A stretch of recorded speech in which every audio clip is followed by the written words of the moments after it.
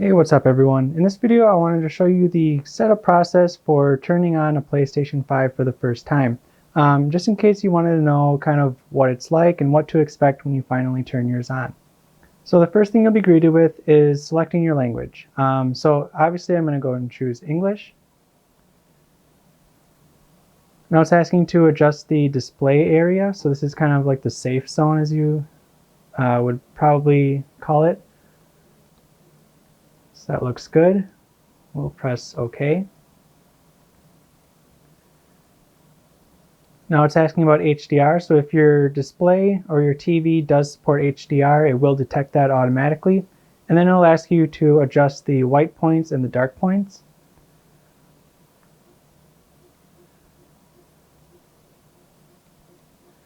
So we'll get that to where it's just barely visible. I can just barely see it now, so that looks good. We'll press next. And now we need to do the opposite for being dark.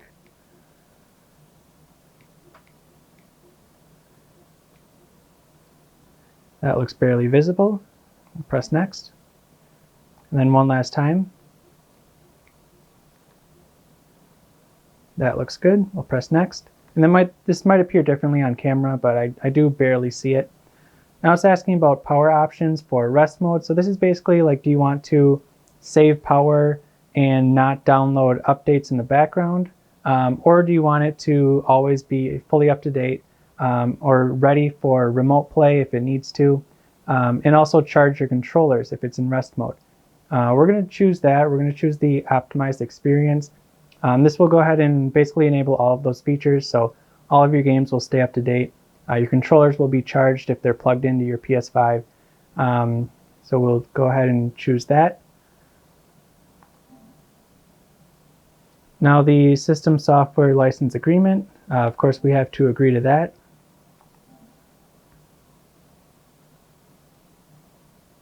Of course there's going to be a system update. No matter when you buy your system, it'll always come with the software being out of date. So let's go ahead and continue with that. Just do this update quick.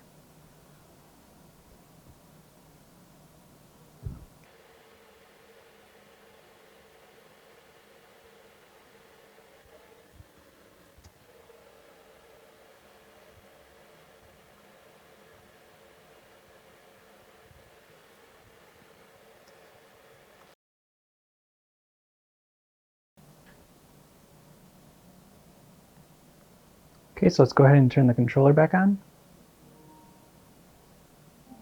Starts downloading Astro's Playroom automatically. It is a game that really shows off the new DualSense controller, so you might want to play through that just to get a gist of what it feels like. So now there's also a firmware update for the controller, so we'll go ahead and update. We need to plug it into USB.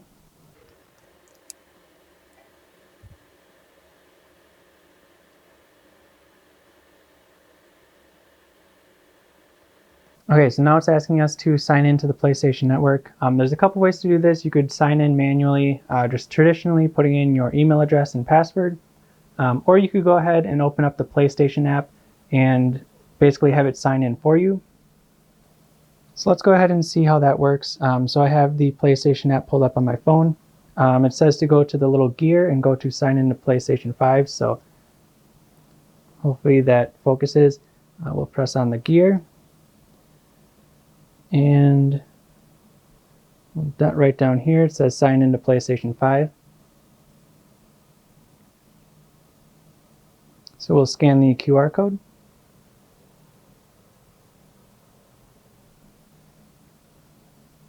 And it says you are all set. So go and press OK. And there we go. Now this is just going through all of your social and privacy settings. So basically, how you want to appear online to friends, whether you want to allow people to send you invites or things like that. So it kind of goes through and you pick a general category. So let's see, social and open. A description is you like to maximize your chances to connect, be seen, and socialize. Team player, I'll let you guys read through all of these. You can pause the video if you want to check them out.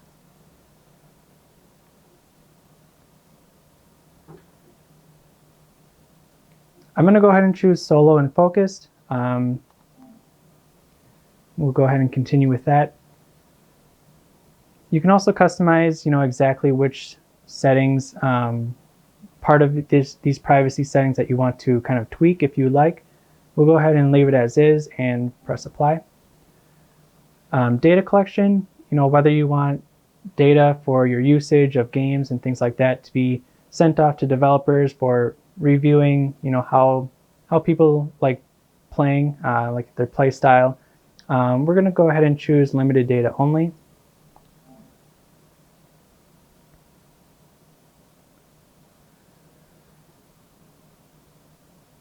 Now it's giving us more ways to secure our account if we'd like, setting up a passcode for signing in, having a password for purchases, just basically like a reminder.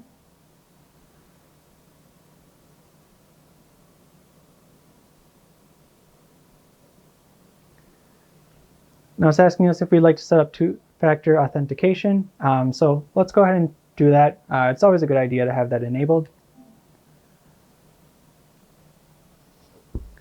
Now, if you do enable two-factor authentication, it gives you a list of backup codes. So let's say you don't have your phone on you or you change your phone number.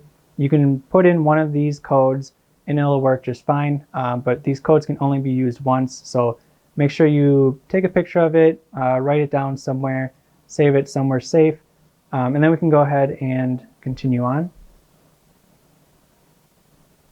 Now it's asking us if we'd like to download media apps. We'll go ahead and unselect a couple of these and we can choose download.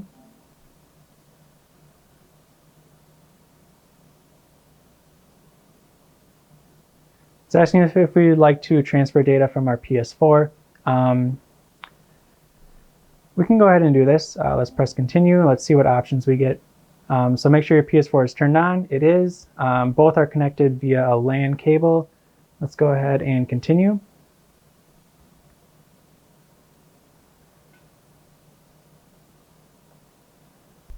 Okay, so now it's telling us that we need to press and hold the power button on our PS4 for 1 second until it beeps.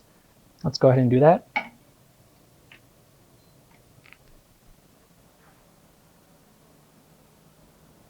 And it basically detects it instantly, and now it should initiate the transfer.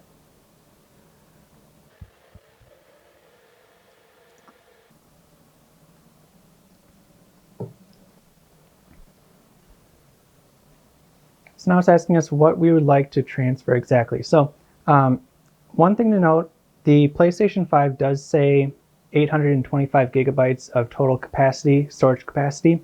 The usable amount is 667, so significantly less than 825. Keep that in mind when you're transferring old PS4 games. Will you actually play them on your PS5? Make sure you think that through. Let's go ahead and choose custom. And we're only going to transfer my main account. Press continue. We'll also transfer the saved data. Now it's asking us which apps we'd like to transfer over.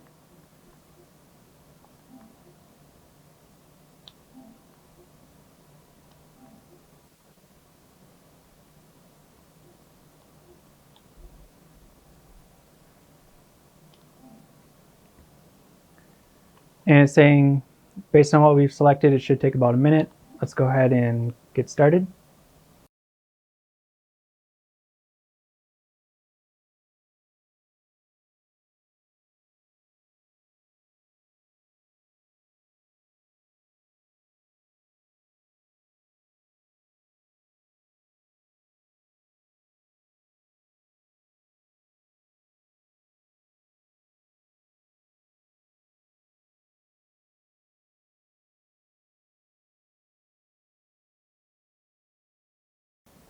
And the transfer is complete, so it's going to restart the PS5.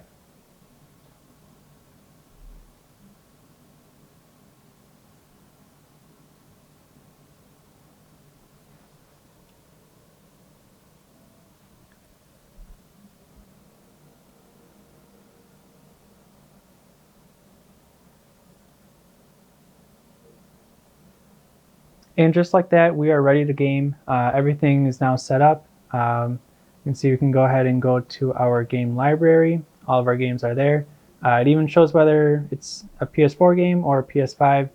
Doesn't look like I have any compatible PS5 games right now, but hopefully we should get more soon. But backwards compatibility works just fine right now, so we'll stick with that for now.